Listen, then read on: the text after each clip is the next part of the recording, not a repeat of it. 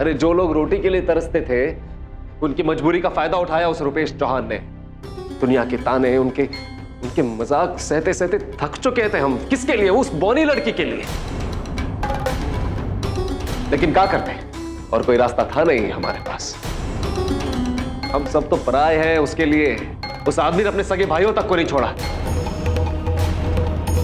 अपने भाइयों के खिलाफ इतना बड़ा धोखा किया उसने कि इतने बड़े बड़े कारखाने, इतना फैला हुआ धंधा खड़ा कर दिया उसने। इसीलिए उसके भाइयों ने धोखेबाजी का मुकदमा ठोक डाला उस पर। जानते हैं आप? तुम जानते भी हो कि इस आदमी पर इतना संगीन इल्जाम लगा रहे हो? अरे इस शहर के सबसे बड़े व्यापारियों में से एक है रुपेश चौहान। है नहीं साहब, थे, एक जमाने में थे।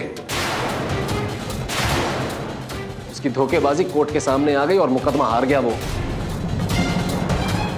अगर हमारी बात का विश्वास ना हो तो दरियागंज पुलिस स्टेशन फोन करके पता लगाइए, रिकॉर्ड है उनके पास। बड़ी आग है तेरे दिल में रुपेश चौहान के लिए। अरे ये देखकर तो लगता है कि तू उसके साथ और उसकी बेटी के साथ कुछ भी कर सकता है उससे पीछा छुड़ाने के लिए।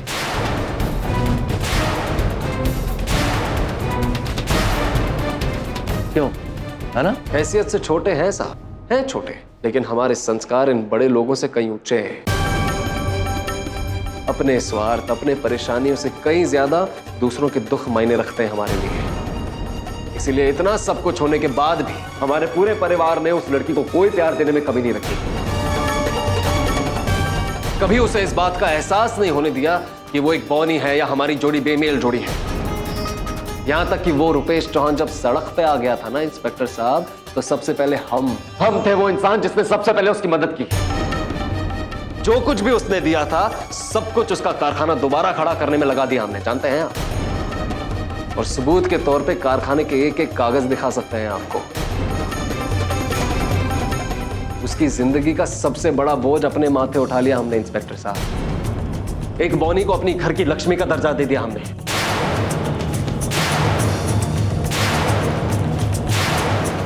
एक हारे हुए व्यापारी को अपना सब कुछ दान कर दिया। क्यों?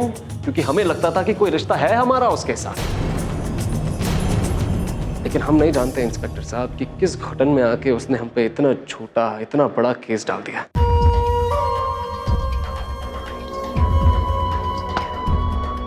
हो गया?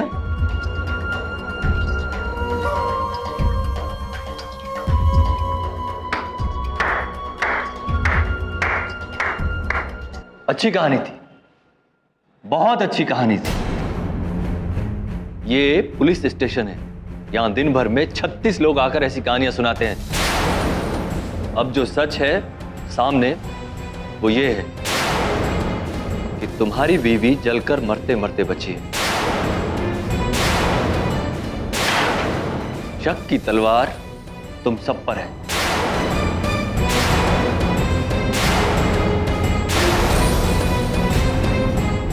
अब तुम में से कौन है इसके पीछे,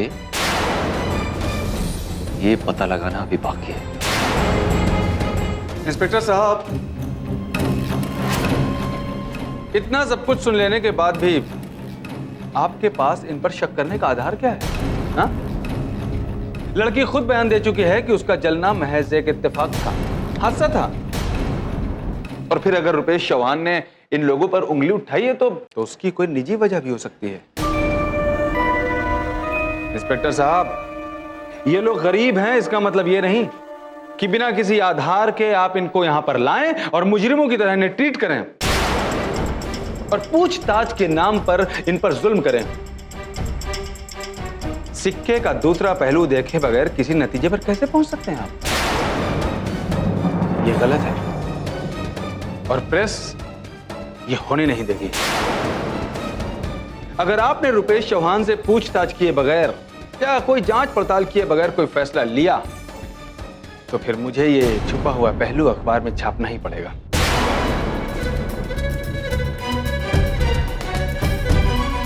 उसके बाद आगरा की जनता ही नहीं, आपके बड़े ऑफिसर्स भी आपसे जवाब मांगेंगे।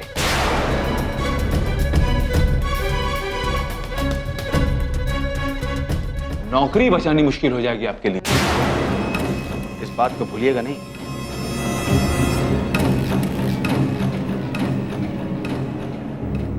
तुम घबराओ मत। अखबार किसी की अमीरी या गरीबी देखकर नहीं छापता है। हमारी कलम में अभी भी बहुत ताकत है।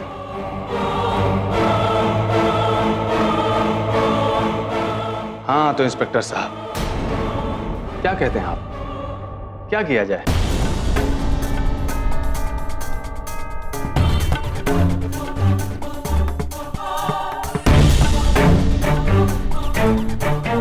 तो अभी इनको छोड़ देते हैं।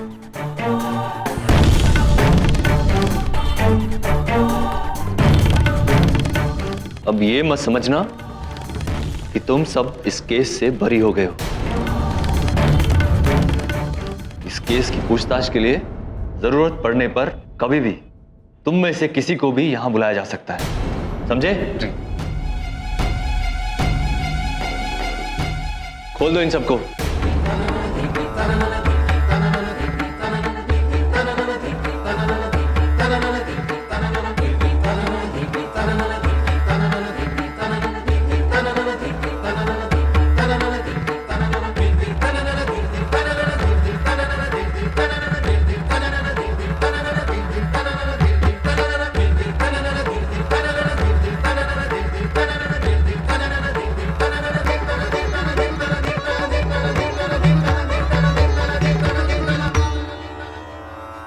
अगर आप लोग को और किसी मदद की जरूरत हो तो हमें आकर आगरा दैनिक में मिल लीजिएगा।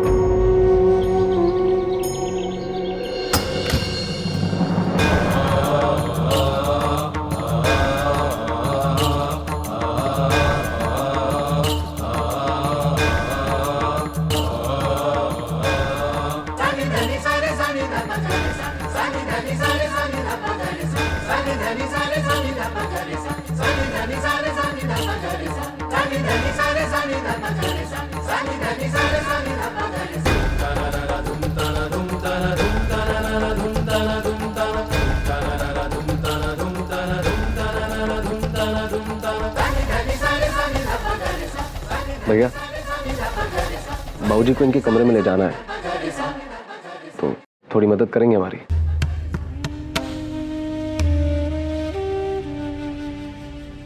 मुरली, कब से कह रही हूँ हमें यहाँ नहीं आना।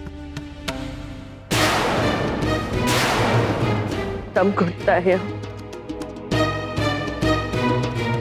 जितनी बेइज्जती होनी थी हो चुकी।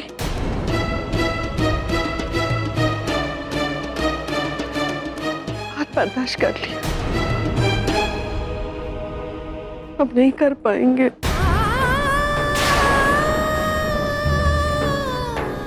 चलो चलो चलते हैं यहाँ से।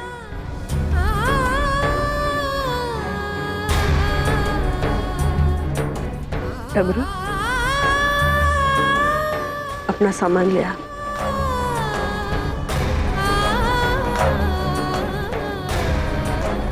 क्या सोच रहा है मुरली?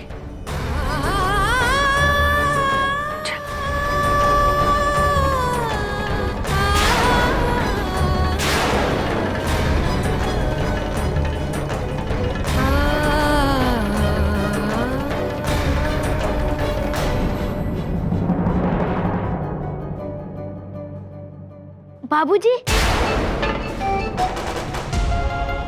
मुरली जी,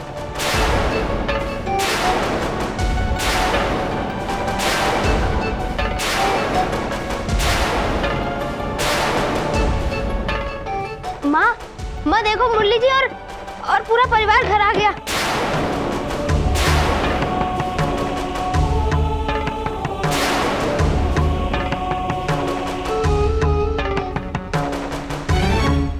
अब जान में जान आई हमारे, आप लोगों को घर आया देखकर।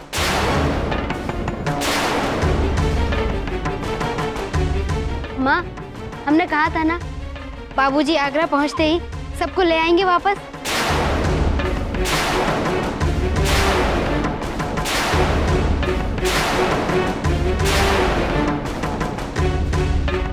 बाबूजी, अब कैसी तबीयत है आपकी?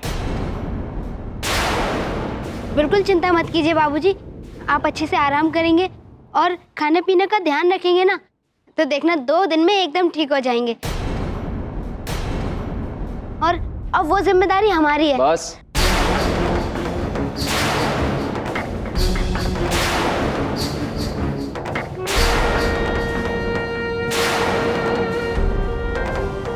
दूर हटो हमसे।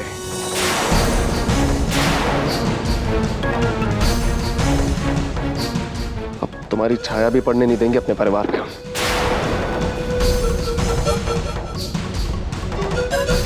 बहुत अच्छा खेल खेल रहे हो दोनों बाप बेटी मिलके हमारे साथ। हाँ,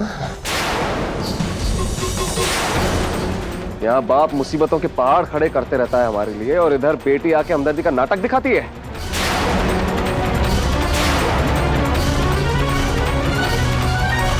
बस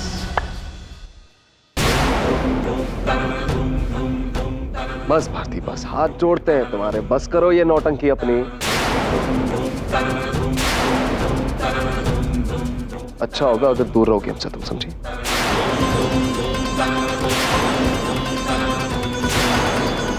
हमदर्दी का नाटक? मुरली जी, हम ऐसा क्यों करेंगे?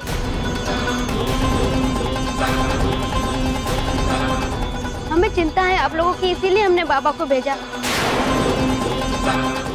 मुरली जी, अगर ये नाटक ही होता तो हम क्यों भेजते उन्हें आप लोगों के पास?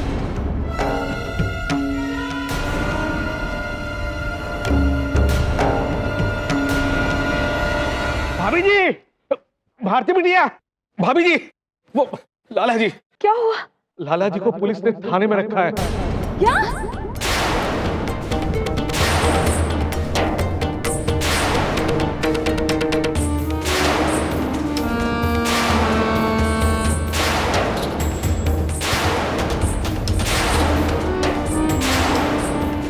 बड़ी सख्ती से पूछताछ कर रही है उनसे। बाबा से? पर क्यों भूषण चाचा?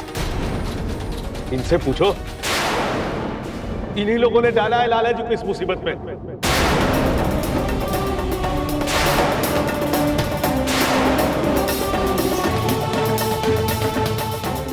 मुरली जी, हमारी कुछ समझ में नहीं आ रहा है। भूषण चाचा क्या कह रहे हैं? बोलिए ना, क्या हुआ है? भारती, हम में से कोई भी तुम्हारे किसी सवाल का जवाब देने के लिए बाध्य नहीं है।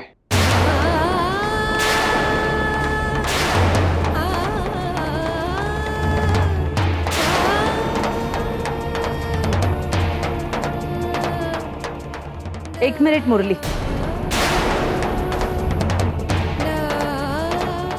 क्या कहा तुमने पुलिस से? क्यों पूछताछ करी है पुलिस लाला जी से?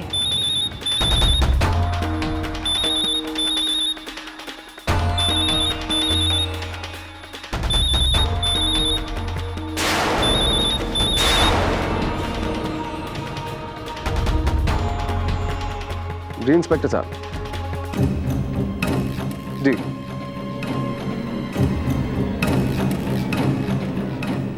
जी हाँ, दिखा सकते हैं आपको उस लड़की की तस्वीर जिसे रुपेश चौहान ने अपनी बेटी कहकर हमें दिखाई थी।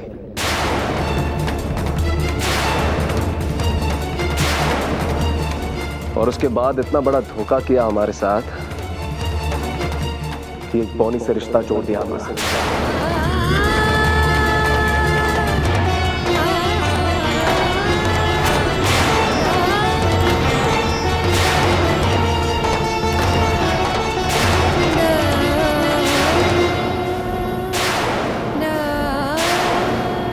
वरना आप ही बताइए, कोई अच्छा खासा इंसान किसी बौनी से शादी कर सकता है क्या?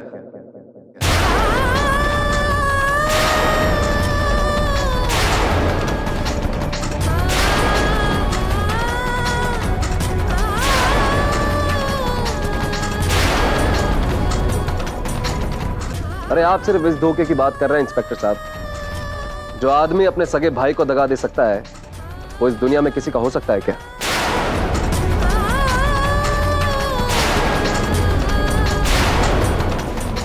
अगर विश्वास ना हो हमारी बात पे तो पता लगाइए परमेश्वर चौहान से।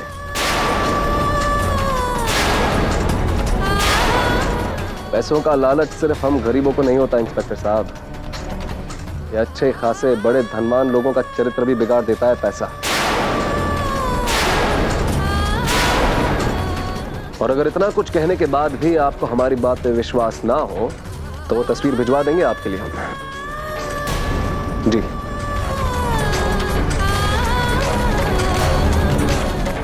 रखते हैं।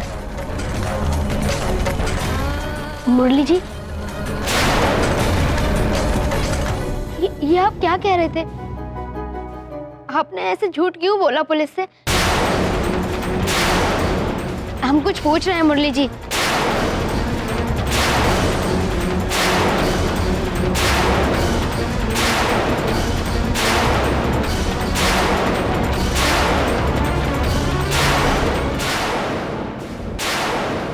नहीं बेटी, इनके मुंह मत लगो।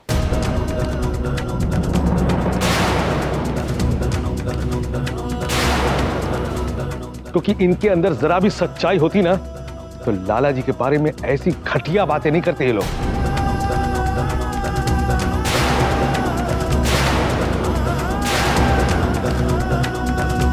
तुम चिंता मत करो बेटी, मैं लाला जी को छुड़ा के लाऊंगा किसी भी कीमत पर।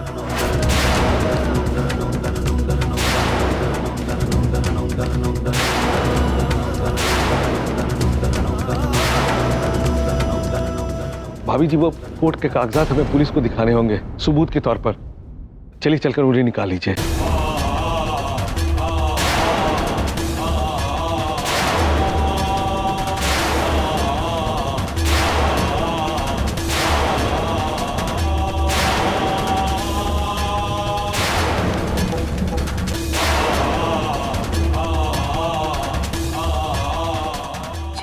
आइए निकाल लीजिए जरा। चलिए बाबूजी, चल के आराम करते हैं।